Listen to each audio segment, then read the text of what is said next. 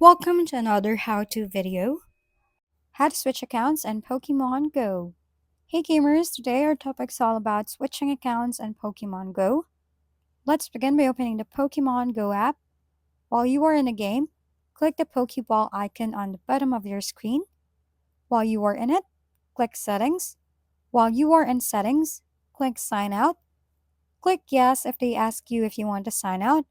While we are here, choose any account you want to sign in. Like for example, I'll be choosing Google. Choose another account you want to change. Click Allow if they ask. And that's basically it. That's it for this tutorial. For more how-to videos, please don't forget to subscribe and hit the like button if this video has helped you.